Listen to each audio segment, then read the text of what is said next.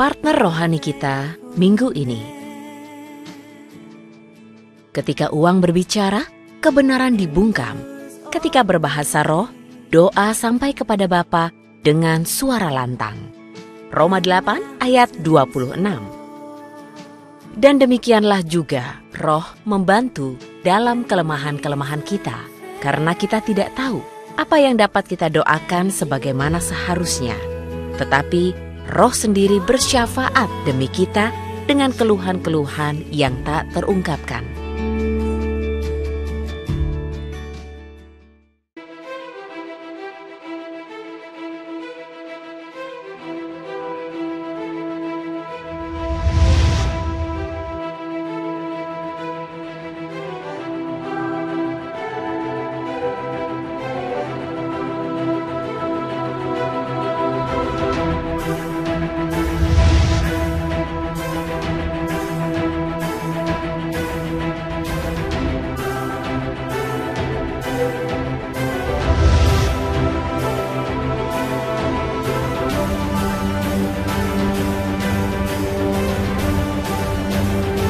Orang yang percaya kepada Yesus akan berdiri teguh di dalam fondasi yang kuat. Pada saat engkau menabur, engkau memberi, percayalah Tuhan akan memberikan reward yang terbaik buat saudara untuk melihat yang kita sembah adalah Tuhan yang hidup, Tuhan yang telah bangkit dari kematian. Di bawah kolong langit ini tidak ada orang boleh diselamatkan kecuali hanya di dalam satu nama, yaitu Yesus Kristus Tuhan kita. Dengan kata lain, saudara, milikilah iman percaya. Saudara di dalam Yesua, saudara bukan orang yang terkutuk lagi, tetapi orang yang diberkati oleh Bapa.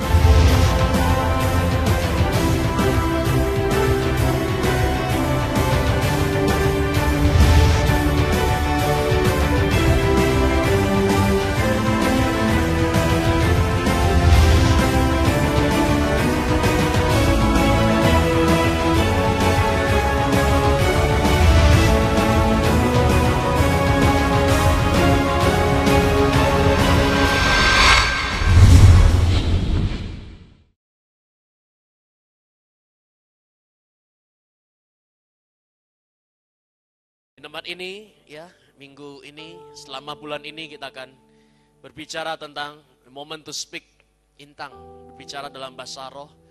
Oleh sebab itu saya ingin mendorong, nanti kaki kita akan menyembah, jangan diam, ya, namun buka mulut, bersuara. Kalau sampai berdoa itu, sampai saudara sendiri itu mendengar diri saudara berdoa. Pada saat kita berbahasa roh, kita bukan menikmati atau kita menerima. Namun inilah waktunya kita menyembah. Berbeda antara menerima. Kalau menerima kita tinggal buka tangan dan isi kami. Isi terus. Kita tinggal siap dan menerima. Dan pada saat kita terima dan kita akan selalu menerima yang terbaik. Bahkan kasih karunia akan selalu kita terima dari Yesus Kristus. Dan siapa yang percaya pada saat kita menyembah kita akan menerima yang terbaik. Angkat tangan tinggi-tinggi saudara. Dan sedangkan menyembah berbeda.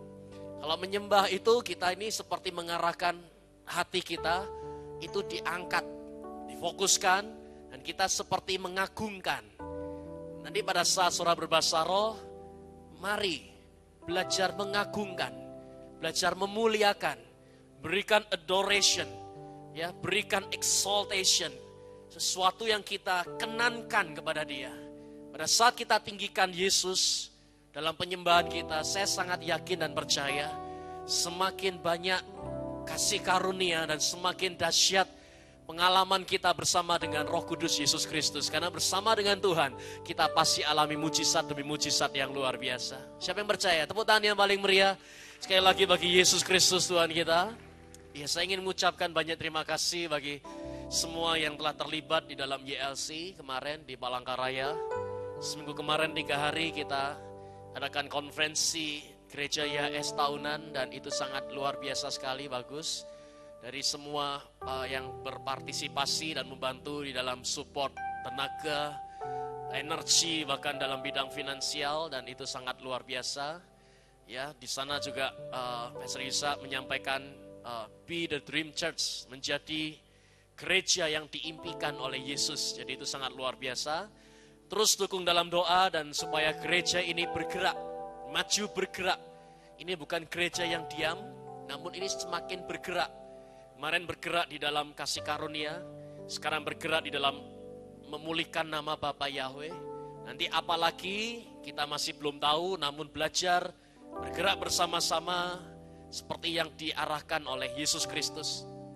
Dan juga puji nama Tuhan, sedikit laporan adalah bahwa kemarin pada saat YLC kita memberikan appreciation, ya, seperti penghargaan atau juga ucapan syukur kepada Tuhan karena total dari gereja YS saat ini ada 55 gereja di setiap kota, pulau, bahkan di bangsa. Kemarin masih 40, namun kemarin beberapa hari yang lalu pada saat YLC dideklarasikan nambah lagi 10, dan itu adalah satu kasih karunia yang luar biasa. Kita berdoa suatu saat gereja YS akan muncul 100 gereja di kota-kota, di pulau, dan di bangsa-bangsa. Dan kita percaya bahwa gereja ini menjadi wadah yang sangat baik sekali untuk menjadi fasilitas, untuk mempertemukan orang-orang ketemu dengan Yesus, sehingga orang-orang yang membutuhkan alami mujizat demi mujizat yang luar biasa. Siapa yang percaya bahwa gereja ini akan semakin hari dipercaya perkara-perkara dahsyat oleh Yesus Kristus? Angkat tangan tinggi-tinggi saudara. Ayo tepuk tangan yang paling meriah bagi Yesus Kristus Tuhan kita sekali lagi.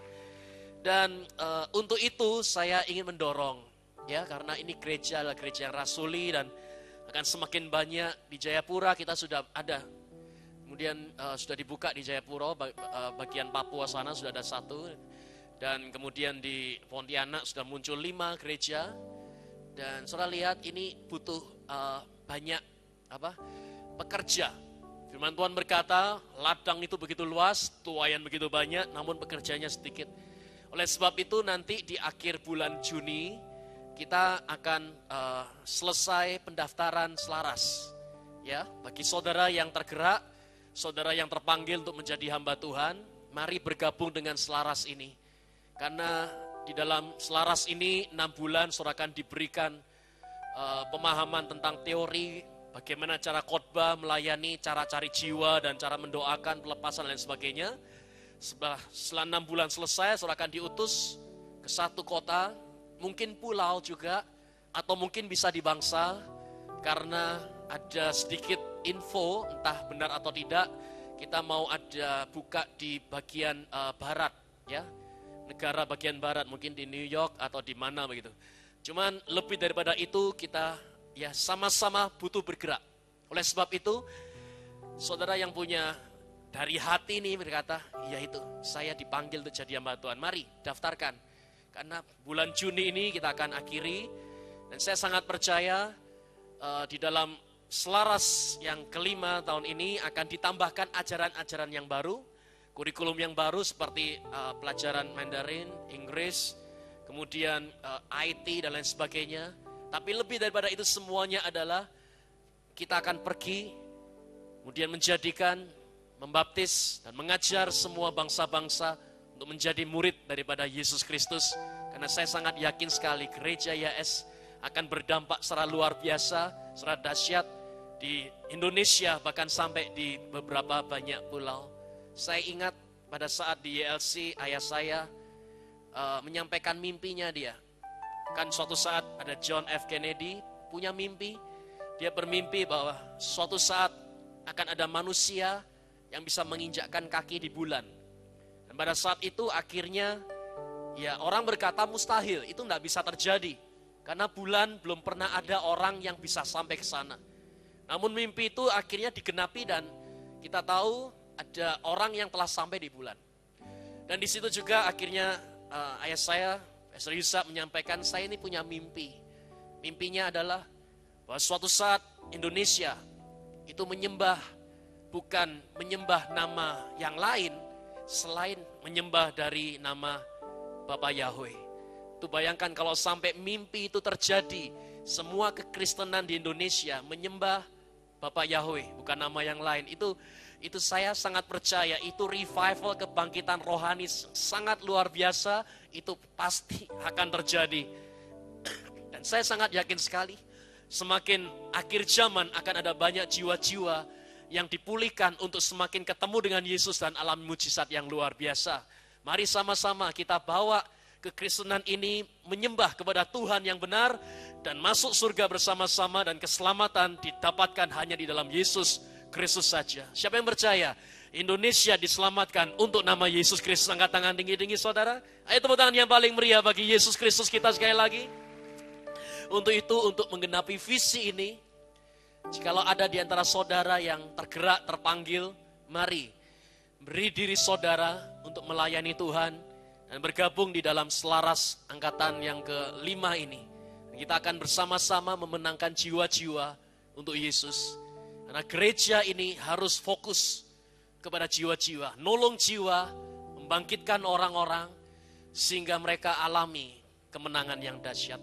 Ya, tolong bantu doa supaya gereja ini akan semakin terus bergerak di dalam kasih karunia dan kuasa Tuhan menyertai kita sampai akhir zaman.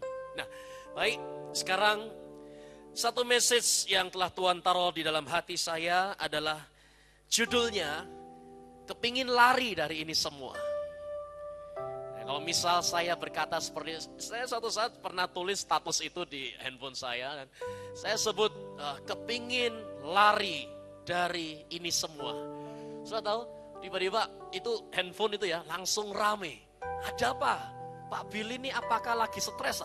Kok tiba-tiba pingin lari dari itu semua? Tapi ini adalah satu kadangkala ya sebuah jeritan di dalam hati kita. Nah, apa yang saya sampaikan ini saudara bisa buka hati dan saya sangat percaya ada sesuatu message yang telah Tuhan sampaikan supaya kita semua ini dapat menyelesaikan destiny kita sampai tuntas.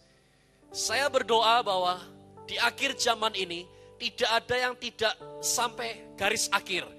Percaya semua orang di sini sampai garis akhir dan mendapatkan mahkota kehidupan yang luar biasa. Siapapun saudara, apapun pekerjaan saudara, apapun pelayanan saudara, doa kami adalah mari selesaikan pertandingan sampai akhir dan alami kemenangan demi kemenangan yang dahsyat. Karena bersama dengan Tuhan Yesus, saudara pasti alami hidup yang terbaik dan mujizat pasti akan menyertai saudara sampai akhir zaman. Siapa yang percaya kita ini disertai oleh Yesus Kristus? Angkat tangan tinggi-tinggi saudara. Ayo tepuk tangan yang paling meriah bagi Yesus Kristus. Sekali lagi yang paling dahsyat. Menyelesaikan sampai tuntas. Ya. Suatu saat ada seorang nabi yang bernama Elia. Dan Elia ini adalah seorang nabi yang sangat diurapi Tuhan. Pada saat dia berdoa, semua doanya terjadi. Tidak ada doanya dia yang tidak terjadi. Apa yang Tuhan taruh dalam dirinya dia, pada saat dia ucapkan, itu manjur. Apapun yang dia katakan, itu selalu ada kuasanya. Inilah orang tersebut yang namanya Elia. Dan suatu saat juga, pada saat dia butuh ke satu tempat, saat itu alat transportasi cuman kereta kuda. Nah, namun dia harus tiba di satu lokasi dengan sesegera mungkin. Tiba-tiba karena ini orang yang sedang dibutuhkan, Tuhan memberikan keajaiban untuk orang ini bisa pindah dalam waktu sekejap. Tidak ada kereta api cepat, tidak ada mobil cepat, namun tiba-tiba ini seperti teleport. Langsung pindah ke lokasi tersebut. Inilah orang yang namanya Elia. Dialah juga orang yang berdoa untuk tidak turun hujan selama 3,5 tahun. 3,5 tahun tidak ada hujan yang turun. Dan saudara tahu, pada saat itu, air itu lebih mahal dari duit. Air lebih mahal dari emas. Karena di padang gurun, ada orang punya banyak uang, dia punya banyak harta, dan dia punya emas yang banyak. Namun itu semuanya tidak ada artinya, tidak ada harganya dibandingkan dengan satu gelas air minum. Dan inilah Elia. Setiap yang dia doakan terjadi, dia sangat diurapi. Dan suatu saat yang terjadi, dia bertanding dengan 450 Nabi Baal. Mereka membuktikan Tuhan siapa yang benar. Oh tidak, Tuhan kami yang hidup, Tuhan kami yang dahsyat. Elia berkata, tidak, kamu itu menyembah Tuhan yang palsu. Kau menyembah patung, kau menyembah satu wujud yang tidak bisa memberikan solusi apa-apa dalam persoalan kamu. Tuhan aku ini, namanya Yesus, Bapak Yahweh ini, 450 berkata, tidak, Tuhan kami yang hidup. Ya sudah, gini aja dah, kita tanding. Tuhan siapa yang bisa membuktikan dirinya nyata, dan di situ aku akan sembah dia. Kalau misal ya tidak terbukti, kau mati. Baik, setujulah. Maka dari itu mereka membuat sebuah mezbah, dan mezbah itu ditaruh lembu di atasnya. Nah sekarang kita buktikan Tuhan siapa yang bisa membakar sampai habis, itulah Tuhan yang sejati. Oke, siap.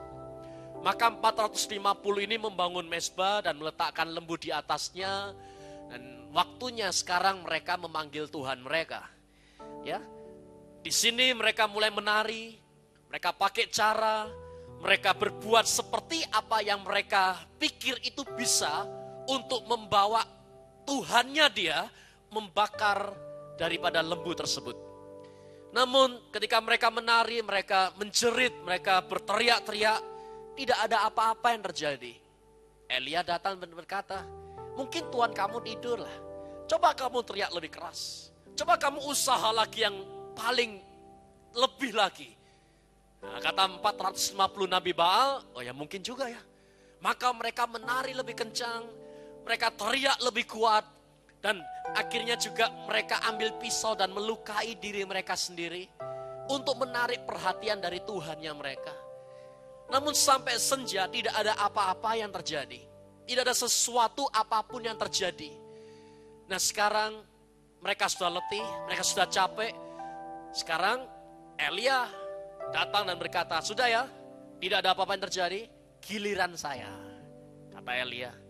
Nah di sini Elia berkata, ini ada mezbah dan lembu di atasnya. Saya akan buktikan Tuhan yang aku sembah, Tuhan yang hidup, Tuhan yang nyata. Tapi tunggu dulu, saya minta air.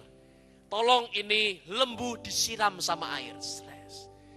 Coba sekali lagi disiram. Sampai 3 kali ini mezbahnya Elia disiram dengan air. Semua orang terkejut dan berkata, bagaimana mungkin bisa lah? Ini tidak mungkin bisa dibakar. Apalagi dikasih api, ya tidak akan mungkin bisa. Kenapa? Sebab mezbahnya sudah banjir dengan air. Kayunya pun kalau misal dipaksa untuk bisa nyala api di sana, tidak akan mungkin bisa. Karena kayunya sudah lembab. Ada penuh dengan air di sana.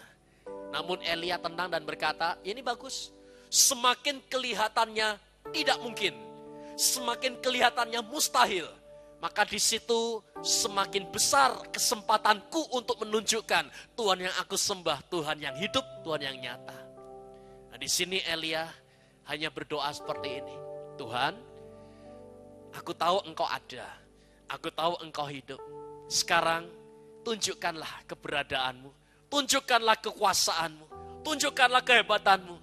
Hanya berdoa seperti itu, saudara. Tiba-tiba muncul dari langit itu seperti ada lilitan api. Saya sebut seperti pilar api yang datang langsung menyambar mezbahnya Elia dan terbakar habis ludes.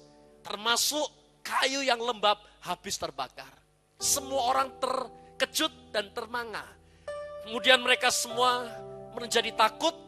Akhirnya Elia berkata, lihat Tuhanku hidup, Tuhanku nyata. Kalian menyembah dewa yang palsu. Saudara tahu apa yang terjadi? Hari itu juga Elia berkata, bantai mereka semua. Ini nabi palsu. Mereka menyesatkan kita semua. Musnahkan mereka, binasakan mereka semua. Hari itu 450 nabi dibantai habis. Kepala mereka dipotong. Kemudian mereka semua dibinasakan karena terbukti apa yang telah dibuktikan oleh Elia itu adalah benar. Dan saya ingin tunjukkan pada saudara, Tuhan yang disembah oleh Elia dengan Tuhan yang saudara sembah adalah Tuhan yang sama. Dan hari itu kalau misal kelihatannya mustahil, sama persoalan kita juga kelihatannya tidak bisa diselesaikan. Persoalan saudara kelihatannya juga tidak mungkin ada solusinya. Tapi dengan Tuhan yang sama, Tuhan yang disembah oleh Elia, saya sangat percaya semakin besar untuk menunjukkan kesempatan kita bahwa Tuhan yang kita sembah sanggup melakukan segala macam perkara karena mujizat bersama dengan Yesus masih terjadi sampai hari ini. Siapa yang percaya? Yesus sanggup menyelesaikan semua masalah dan persoalan kita. Angkat tangan tinggi-tinggi saudara. Amin. Tepuk tangan yang paling meriah bagi Yesus Kristus kita. Yang tepuk tangan habis ini. Semua masalah saudara dibereskan oleh Yesus dengan cara yang ajaib. Yang percaya katakan. Yang percaya katakan. Tepuk tangan yang paling meriah bagi Yesus Kristus kita sekali lagi. Nah setelah itu saudara tahu apa yang terjadi? Kemenangan terjadi. Hari itu bisa dikatakan kebangkitan rohani terjadi dengan satu orang yang namanya adalah Elia. Kisahnya tidak selesai di sana. Kisahnya berkelanjutan.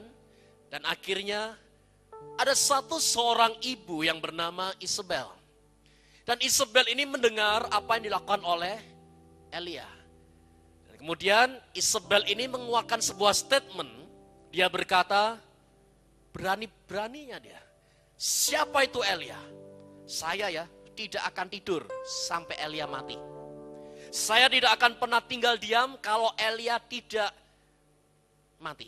Kalau sampai dia bernafas, nafasnya dia itu membuat hatiku sakit. Kalau dia berhenti bernafas, aku akan bahagia. Saudara tahu? Itu diberikan ancaman. Nah, pada saat saya baca kisah ini sangat membingungkan. Kenapa? Karena menurut saya Elia itu adalah orang yang percaya diri. Elia itu adalah orang yang berani. Dan Elia ini adalah orang yang dipakai oleh Tuhan dan penuh dengan urapan. Bahkan semua doa-doanya sangat berkuasa. Inilah orang. Dan satu karakter yang tidak mungkin ada dalam hidupnya Elia adalah karakter apa? Takut. Itu gak ada. Saya yakin sekali orang yang seperti Elia ini ya di dalam dirinya dia tidak ada deskripsi yang namanya perasaan takut. Itu tidak ada. Namun masalahnya ketika dia mendapatkan ancaman dari Isabel seperti itu, dia menjadi apa? Takut. Dia menjadi takut, kemudian dia melarikan diri, dan akhirnya dia masuk ke dalam sebuah gua, dan di gua tersebut dia mengatakan, lebih baik aku mati saja. Ini sangat membingungkan. Seperti ada satu depresi dan tekanan yang begitu hebat dialami oleh Elia, sampai dia berkata, kalau begini caranya ya, saya pengen lari dari ini semua. Aku pengen letakkanlah. Saya baru saja alami kemenangan besar. Namun, inikah yang aku alami? Inikah keadaan yang aku dapatkan? Kalau seperti ini terus, saya tidak kuat. Saya mau letakkanlah. Dan saya mau pergi, saya mau kabur, saya mau lari dari ini semuanya. Dan itu ada dalam dirinya Elia. Sudah tahu, pada saat saya melihat kisah ini, kata-kata aku pengen lari dari ini semua, itu seringkali muncul di hati kita. Ya kan? Mungkinkah di sini ada seorang istri yang merasa tidak kuat, yang merasa tidak kuat lagi dengan keadaan yang terjadi dalam rumah tangga. Sehingga dari hati saudara, ya sebetulnya saudara nggak mau mengucapkan tersebut, namun dari hati itu ada jeritan yang berkata, saya tidak kuat lagi hidup seperti ini. Saya ingin lari dari pernikahan ini. Saya ingin kabur. Saya ingin meletakkan ini dan aku ingin pergi ke tempat di mana saya bisa merasa nyaman dan bisa merasa tenang di sana. Itu ada. Mungkinkah di sini ada seorang suami yang berkata, aku ingin lari dari pekerjaan ini. Saya tidak tahu lagi apa yang harus saya lakukan. Aku pengen lari dari pelayanan ini, begitu berat sekali. Mungkinkah kalau pelayanan secara rohani ini begitu berat, aku pengen lari kan? Lebih baik aku kerja sekuler sajalah. Siapa tahu kerja sekuler, orang-orang di sana lebih menghargai saya lebih dibandingkan dengan orang-orang yang ada di dalam dunia pelayanan. Aku pengen lari dari ini semuanya, kata seorang anak yang tidak tahan dengan di rumah bersama dengan orang tuanya. Aku pengen lari dari ini semua karena pekerjaan itu begitu hebat, berat sekali menekan dia. Mungkin adakah yang merasa tidak kuat dengan rekanan, dengan seperti rekan kerja. Tiba-tiba rekanan saudara itu mengambil keuntungan yang begitu besar dari saudara, padahal itu adalah hak milik engkau. Sehingga engkau berkata, saya tidak kuat lagi menjalankan proyek ini. Saya tidak kuat lagi. Saya ingin lari dari ini semua. Sudah tahu, itulah yang dialami oleh Elia. Pada saat saya baca ini, sudah tahu, misi daripada iblis adalah supaya tidak menyelesaikan destiny kita. Itulah misinya iblis. Kenapa? Pada saat Yesus lahir, misinya daripada Yesus adalah mati di atas kayu salib untuk menebus dosa kita semua kan. Nah, iblis akan berbuat sedemikian rupa caranya supaya misi itu tidak terjadi. Dengan cara bagaimana? Pertama, dia pakai Herodes untuk membunuh semua anak laki-laki supaya Yesus mati di juga kan, dan tidak menggenapi visinya dia, misinya dia. Yang kedua, iblis pakai segala macam cara untuk menghancurkan jati dirinya Yesus. Benarkah kau anak Tuhan? Nah, nggak mungkin kau anak Tuhan. Mana buktinya kalau engkau anak Tuhan? Yesus, coba rubah batu jadi roti. Tidak mungkin ada destiny dalam diri engkau. Engkau bukan siapa-siapa. Itu seperti dibuat, ditipu, disesatkan sampai apa? Misinya Yesus tidak terjadi. Dan saya katakan hal yang sama. Misinya iblis buat saudara dan saya adalah supaya kita tidak menggenapi destiny Tuhan atas hidup kita. Iblis akan pakai segala macam cara untuk kita ini ya, tidak bisa sampai ke garis akhir. Sehingga jeritan kita berkata, aku pengen lari dari ini semua. Aku pengen tinggalkan ini semua. Tapi saya punya kabar baik. Kabar baiknya adalah seperti ini. Setelah dari tempat ini, di tempat ini tidak ada yang tidak sampai ke garis akhir. Di tempat ini saya berdoa dan saya dorong saudara, engkau akan dapat berjalan terus sampai garis akhir dan mendapatkan mahkota kehidupan yang luar biasa. Bukan dengan kekuatan saudara, bukan dengan kemampuan saudara, namun karena roh Tuhan yang memampukan engkau sampai garis akhir dan menggenapi destiny untuk masa depan saudara yang penuh dengan kemenangan yang gilang gemilang. Yang percaya, tepuk tangan yang paling meriah bagi Yesus Kristus kita. 3 poin dan saya selesai di sana.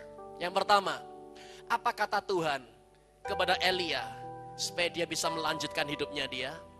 Yang pertama adalah bangun dan makanlah. Bangun dan makanlah. Kita buka firman di dalam 1 Raja-Raja 19 ayatnya yang ke-5b. Ya. Coba lihat ayat ini berkata apa. Sesudah itu Elia berbaring dan tidur di bawah pohon arar itu.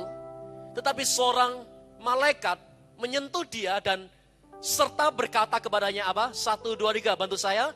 Bangun, makanlah. Katakan bersama saya harus bangun, saya harus makan. 1, 2, 3, saya harus bangun, saya harus makan. 6. Coba ini kita baca ya sama-sama. Kalau saya lihat, ini adalah ayat yang paling disukai oleh orang gemuk. Ayat ini. Ini adalah ayat yang paling disukai oleh orang gemuk. Kok bisa? Coba lihat. Ketika Elia melihat sekitarnya, maka pada sebelah kepalanya ada apa? Roti bakar dan sebuah kendi berisi air. Terus apa? Baca ya sama-sama. 1, 2, 3. Lalu ia makan dan minum. Terus apa? Kemudian apa? Berbaring pula kan? Loh, kan tidak salah loh Pak. Nah, kerjaan engkau apa selama ini? Yaitu seperti ayat ini. Saya menggenapi firman ini. Kenapa? Saya disuruh, tadinya saya tidur. Begitu saya tidur, bangunlah saya. Saya ngelihat ada roti, ada makanan, saya makan. Saya lihat ada minum. Begitu selesai makan dan minum, berbuat apa? Ya sudah Pak, saya kembali tidur lagi. Ya kan? Loh kenapa tidak kerja? Oh nggak perlu Pak, kan ada ayatnya. Sesudah tidur, makan, tidur lagi. Nah ini bukan itu yang saya ingin coba saya maksudkan. Namun ayat 5-nya saudara perhatikan ini. Bangunlah, makanlah. Ayat 5. Bangunlah, makanlah. Hari ini kalau saudara merasa kena tekanan, depresi dan begitu berat menekan saudara, satu yang Tuhan ingin katakan kepada saudara adalah bangun dan makanlah. Ya. Itu Elia begitu kena tekanan begitu hebat, sampai tidak ada selera untuk makan. Dan itu masalah. Sangat berat sekali. Sudah, saya habis diciak orang 500 juta. Saya habis kena penyakit. Ya sudahlah, buat apa saya hidup? Berikutnya apa yang terjadi? Dia tidak akan makan. Makan pun tidak ada kekuatan di sana. Namun itu tidak boleh saudara. Kita ini harus menggenapi destiny. Caranya bagaimana? Makan. Harus makan. Bangun dan makanlah, kata firman Tuhan yang pertama. Kenapa? Saya berikan ilustrasi seperti ini. Kalau ada orang sakit yang terbaring di rumah sakit, ya, kondisinya lemah. Dia tidak punya kekuatan untuk maju ke depan, untuk bergerak, untuk hidup kembali. Namun apa yang dilakukan biasanya, mau tidak mau ini orang harus makan. Ini orang, ya itu mungkin makanan, kalau tidak bisa makanan yang berat, nasi atau daging, dikasih bubur. Kalau dikasih bubur pun dia masih tidak bisa menerima, maka dokter akan mengatakan tidak bisa. Harus ada cairan yang masuk dalam tubuhnya dia. Supaya apa? Menyelamatkan. Supaya apa? Supaya dia itu punya seperti ada kekuatan begitu. Nah hari ini saudara lihat, saudara harus bangun dan saudara harus makan. Kenapa? Karena begini, kita bisa receive God's power by consuming God's promise. Saudara bisa mengalami kuasa Tuhan, saudara bisa alami atau menerima kekuatan dari Tuhan dengan cara apa? Mengkonsumsi janji Tuhan. Nah dari mana kita bisa punya kuasa Tuhan kalau sampai detik ini kita tidak pernah mengkonsumsi janji Tuhan? Tidak akan pernah bisa. Memang bukan karena usaha kita, memang bukan karena kekuatan kita, namun minimal kita harus makan saudara. Saudara harus makan, ya. Dan tidak ada alasan bagi kita untuk tidak makan, tidak bisa. Kenapa? Hari ini saudara lihat, ada banyak teknologi yang sangat bagus untuk bisa memberi kita makan.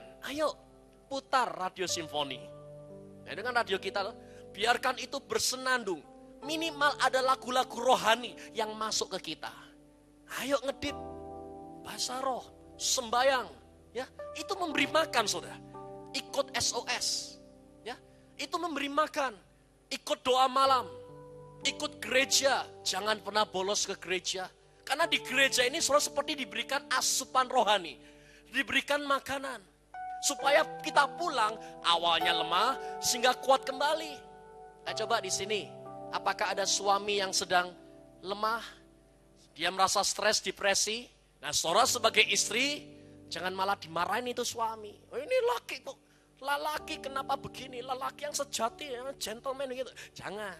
Saudara kasih tahu sudah gini aja deh. Aku tahu papi lagi lemah. Gini aja, papi duduk. Mami akan bacakan firman buat papa. Ke Tuhan gembalanya papi. Nah, ya, dibacakan. Sampai dia ini ya, dengarkan saja. Dia dengar, dia makan, dia kemudian ya saudara bisa nyanyi ya, nyanyikan, kemudian walau 1000 rebah sisi kiri, 10.000 rebah sisi, dia harus bisa makan. Ya, saya ingin mendorong saudara, makan saudara. Ayo Alkitab itu dibaca, makan aja. Pada saat saudara makan, tiba-tiba engkau akan punya kekuatan yang baru untuk maju ke depan dan kuasa Tuhan akan memampukan engkau untuk alami mujizat yang luar biasa. Masalah demi masalah akan beres melalui kuasa Tuhan yang bekerja di dalam diri kita semua. Amin. Yang percaya bantu saya tepuk tangan yang paling meriah bagi Yesus Kristus kita. Baru-baru ini kita sedang launching internet di website Gereja YHS. Dan saudara bisa buka di dalam www.yhschurch.com. Itulah website kita. Dan kita sedang konstruksi. Namun di sana banyak sekali. Saudara bisa dapatkan materi family blessing di sana. Saudara bisa mendapatkan khotbah-khotbah di sana. Ada khotbahnya Pastor Yusa, khotbahnya Pastor Hana, khotbah saya, khotbahnya Pastor Giri. Itu di situ. Saudara bisa buka gratis. Nah itu ya, begitu dibuka gitu ya. Dengarkan aja. Kemarin saya buka, saya dengarkan, wah bagus juga ya. Wah ini firman ini seperti memberikan kekuatan ini. www.yhschurch.com. Nah itu ya, itu bersifat nasional. Jadi semua khotbah-khotbah pengurapan dari setahun itu akan dikumpulkan, dimasukkan dalam website tersebut. Nah yang perlu saudara kerjakan tinggal dibuka, itu bisa diakses di handphone saudara, dengarkan, catat, renungi, resapi, dan aplikasikan. Saya percaya ini, bahwa memang Tuhan yang masak, Tuhan yang menyediakan makanan, tapi yang ngunyah harus kita. Tuhan menyediakan makanan buat saya. Nih ada roti, ini ada daging, tapi yang ngunyah kita. Ambil makanan tersebut, kunyah, ya, masukkan dalam diri sampai jadi kekuatan yang baru. Saya sangat percaya saudara, orang yang makan firman, orang yang makan bersama dengan Yesus bahkan, dia akan alami kekuatan yang dahsyat, lari tidak jadi letih, jalan tidak jadi lesu, namun dia akan terbang seperti burung Raja Wali. Saat badai datang, dia akan terbang semakin tinggi. Saya berdoa, semua di sini semuanya akan naik level berikutnya dan alami kemenangan 10 kali lipat lebih besar dari apa yang sudah terjadi sebelumnya. Amin. Bantu saya tepuk tangan yang paling meriah bagi Yesus Kristus kita. Yang kedua, ingat www.yhschurch.com dan di sana sudah bisa dapatkan resource yang sangat luar biasa. Yang kedua, ayatnya yang ke-9, 1 Raja-Raja 19 ayat 9. Inilah firman Tuhan berkata, di sana masuklah Elia ke dalam sebuah gua. Katakan bersama saya gua. 1, 2, 3. Oh, come on, 1, 2, 3. Gua. Elia masuk ke dalam sebuah gua dan bermalam di dalam gua tersebut. Coba bayangkan. Dia stres, dia tidak mau makan, dia masuk gua dan bermalam di dalam gua itu. Firman datang kepada Elia seperti ini. Ayo kita baca yang merah ya. 1, 2, 3. Apakah kerjamu di sini, hai Elia? Terus lompat ayat 12. Ngapain kamu di situ, Elia? Ayat 11. Lalu firman-Nya, ayo kita baca lagi yang merah. 1, 2, 3. Keluarlah dan berdiri di atas gunung itu di hadapan Tuhan. Inggrisnya bagus. Get out and stand in the mountain of the presence of the Lord.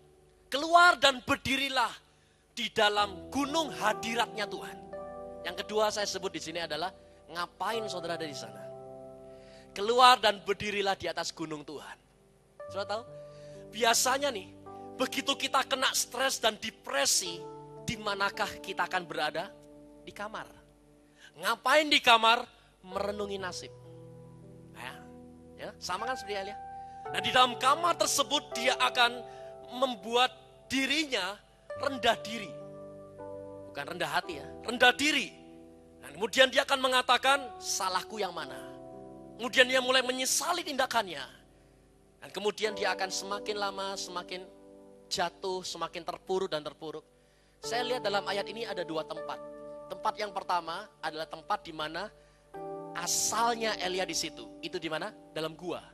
Dan dalam gua ini, Elia merasa ini tempat di mana aku bisa apa? Sembunyi.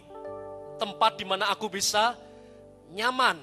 Tempat di mana aku bisa tidak akan mungkin ditemukan oleh Isabel. Dan tempat gua ini adalah tempat di mana dia bisa melihat salahku di mana, kelemahanku di mana. Ini tempat ini. Nah tempat yang kedua saya sebut sebagai the presence of the Lord. Hadirat Tuhan. Tuhan berkata, ngapain kau di dalam gua? Keluar dari gua tersebut, naik ke atas gunung Tuhan. Jangan lama-lama dalam gua. Nah biasanya nih, pada saat kita habis diciak orang, kita tidak mau keluar kamar, saudara. Maunya di mana? Di dalam kamar. Nah terus pertanyaan saya, apakah pada saat kita tinggal di dalam kamar, hutang kita bisa lunas? Nggak bisa. Nah, kalau misalnya di dalam gua itu dan gua itu tidak bisa menyelesaikan masalah kita, ngapain ada di sana? Ngapain ada di tempat tersebut? Keluar dari tempat itu dan naik ke gereja, naik ke menara doa, sembahyang cari Tuhan. Biarkan Tuhan menemukan engkau dan memberikan kekuatan yang baru. Ngapain saudara ada di diskotik tersebut? Ya Pak, ini lagi melampiaskan hati. Nah, mana ada membuat hati. Ngapain pakai rokok begituan? Ya Pak, untuk menenangkan jiwa saya. Ngapain karaokean sampai semalaman sendirian tidak jelas begitu? Ngapain di sana? Buat apa? What are you doing there? Get out, keluar dari sana. Dan naik ke atas gunung Tuhan. Karena di tempat tersebut, ngapain pakai minuman keras, itu semua tidak akan pernah bisa menyelesaikan masalah kita. Keluar dari sana, naik ke atas gunung Tuhan. Kenapa? Sebab di atas gunung Tuhan, saudara akan mendapatkan jawaban yang baru. Di atas gunung Tuhan, engkau akan mendapatkan terang dari Yesus. Di atas gunung Tuhan, engkau akan mendapatkan masa depan. Di atas gunung Tuhan, engkau akan mendapatkan mujizat demi mujizat yang luar biasa. Dan hidup saudara tidak akan jadi sama lagi. Sebab engkau alami kemenangan yang dahsyat. Amin. Tepuk tangan yang paling meriah bagi Yesus Kristus kita. Ayo jangan di kamar terus saudara. Jangan ada dalam ruangan mengunci diri dan tidak mau ketemu siapa-siapa. Ngapain? Kamu keluar, masuk family blessing. Bersama-sama dengan komunitas yang baik, menguatkan saudara. Ya, ngapain hidup sendirian seperti itu? Kenapa? Karena ada banyak orang seringkali hidup di dalam keadaan itu untuk waktu yang cukup lama. Dan itu tidak akan baik, itu tidak baik saudara. Keluar dari sana dan kembali pada Yesus. Saudara tahu, Tuhan memberikan jawaban atas hidup kita. Namun seringkali kita tidak bisa mendengar, nggak dapat sinyal. Ya Pak, telepon loh. Putus nggak dengar apa? Putus-putus suaranya, tidak bisa dengar saya. Kenapa? Sebab di dalam gua sinyal kita akan lemah. Namun kalau saudara naik ke atas gunung Tuhan, saudara ada di tempat yang benar, sinyal saudara, engkau bisa menerima, receive dari Tuhan, dan Tuhan akan memberikan solusi yang terbaik untuk masa depan saudara. Karena di dalam Yesus tidak ada yang buruk. Di dalam Yesus semuanya itu selalu yang terbaik yang Dia sediakan buat kita semua. Amin. Siapa yang percaya kita selalu menerima yang terbaik dari Yesus Kristus? Angkat tangan tinggi-tinggi saudara. Ayo, tepuk tangan yang paling meriah bagi Yesus Kristus kita. Katakan bersama dengan saya terima mujizat. Dengan suara yang keras. 1, 2, 3. Oh come on, semuanya di atasnya lebih keras. 3 kali lebih keras daripada yang tadi. 1, 2, 3. Saya terima mujizat. Tepuk tangan yang paling meriah bagi Yesus Kristus. Yang ketiga, yang terakhir, dan saya selesai di sini. Ayatnya yang ke-15. Bangun makanlah. Kedua, keluar dari sana. Jangan tinggal di situ lama-lama. Gua tidak akan pernah bisa menyelesaikan masalah. Yang ketiga, ayo kita baca ya sama-sama. Dan 1, 2, 3. Berfirmanlah Tuhan kepadanya apa? Pergilah, kembalilah ke jalanmu melalui padang gurun ke Damsyik. Yang ketiga saya sebut kembali saudara. Go back to your calling. Kembali pada jalan saudara. Elia, makan ini. Kamu harus makan. Setelah dia makan, ngapain di situ? Keluarlah. Buat apa itu? Tidak akan pernah bisa menyelesaikan. Yang ketiga Tuhan berkata, kembali ke jalan kamu. Kembali kemana? Ya kembalilah seperti yang aku dulu pernah manggil engkau. Kamu siapa? Aku nabi yang biasa menyampaikan firman dan memberikan arahan dari engkau. Ya sudah, kembalilah jadi nabi. Nah di sini kan kamu ini adalah orang yang jadi apa coba? Kembalilah jadi nabi. So lihat, hari ini yang ketiga yang ingin saya sampaikan pada saudara adalah go back to your calling. Kembalilah pada jalan saudara. Maksudnya begini, ayo kembalilah jadi diaken. Kembali jadi diakones. Ya, ayo kembali melayani Tuhan. Tuhan punya rencana besar buat saudara. Nah mungkin kena tekanan yang begitu kemarin, tiba-tiba saudara menarik diri, saudara gak mau makan, ayo makan. Setelah makan toh, di rumah, sudah saya di rumah saja deh, saya hidup jadi. Setelah suruh keluar dari rumah, sekarang kembali melayani Tuhan. Ayo kembali ke rumah saudara. Ada seorang istri di sini yang kabur dari rumah saudara karena ngelihat suaminya keras, nggak bisa. Ayo kembali ke rumah. Saudara punya hidup di sana. Ada di sini sebagai seorang suami ya. Kemudian saudara merasa saya tidak kuat lagi, saya mau kabur. Saya ingin pergi dari ini semua. Ayo kembali jadi suami. Pertandingan belum selesai. Biarlah saudara menjadi gembala yang baik. Ayo kembali jadi gembala FB. Ya, kembali jadi gembala FB. Kasihan domba-domba. Mereka perlu diberi makan. Siapa yang bisa memberi makan mereka kalau bukan saudara? Ayo kembali melayani Tuhan. Kembali jadi imam. Ya, jadi imam saudara. Tuhan sudah menetapkan engkau. Tuhan telah memanggil saudara. Dan Dia sudah memilih saudara. Pilihannya tidak pernah salah. Nah mungkin kena kondisi kemarin. Saudara berkata, sudah saya mundur dulu sebentar. Nah hari ini saya berkata, ayo jadi imam kembali. Jadi nabi, jadi guru kembali. Ayo mulai ngajar kembali. Ayo mulai melayani Tuhan lagi saudara. Mulai datang, mulai kembalilah jadi pendoa. Karena setiap doa-doa yang kau naikkan itu adalah pilar yang bisa menopang gereja ini. Kembali berdoa, karena doa itu akan bisa menopang keluarga saudara. Kembali melayani Tuhan. Kembali ke dalam pekerjaan saudara. Kembalilah ke tempat di mana dulu engkau dipanggil oleh Tuhan di sana. Kembali. Pada saat saudara kembali di sana, dan saudara akan terkejut. Kenapa? Sebab pada akhirnya saudara akan bisa menyelesaikan pertandingan itu bukan dengan kekuatan kita. Saudara akan bisa menyelesaikan itu semua dengan kekuatan dari Tuhan Yesus Kristus. Kasih karunia akan menyertai saudara, akan memampukan engkau untuk bisa menyelesaikan sampai tuntas. Nanti kalau Yesus datang kedua kali, Dia akan berkata, well done, selamat hai hambaku yang setia. Engkau menyelesaikan pertandingan sampai akhir. Kenapa? Sebab kita semua kembali untuk mengerjakan destiny kita. Kemarin saya melihat ada satu dosa yang tidak bisa diampuni oleh Yesus. Apakah dosa itu? Kata orang, dosa terhadap Roh Kudus, menghujat Roh Kudus. Itu masih bisa diampuni. Kemarin Pastor Ken Lek menyampaikan dan dia memberitahukan bahwa ada satu dosa yang tidak bisa diampuni oleh Yesus. Dan dosa itu bukan menghujat Roh Kudus. Saudara tahu dosa itu apa? Dosa itu adalah meninggalkan Yesus Kristus. Dia pergi dari Yesus, pergi kembali pada percayaan yang lama, menyembah dewanya yang lama, kemudian dia tidak lagi. Nah itu sudah tidak bisa. Nah, kalau misalnya hari ini ada yang mundur dari Tuhan, saya dorong saudara, kembali jalanlah bersama dengan Yesus. Karena keselamatan hanya bisa didapatkan di dalam siapa? Yeshua HaMashiach, Yesus Kristus saja. Tanpa Yesus tidak akan pernah bisa selamat. Kembali pada Yesus, kembali bersekutu dalam keluarga saudara, kembali melayani. Karena pertandingan belum selesai, kita sampai akhir, menyelesaikan sampai tuntas.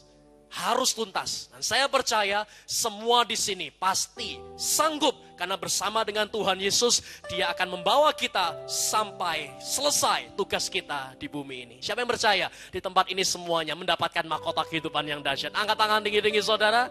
Ayo tepuk tangan yang paling meriah bagi Yesus Kristus kita. And light my way.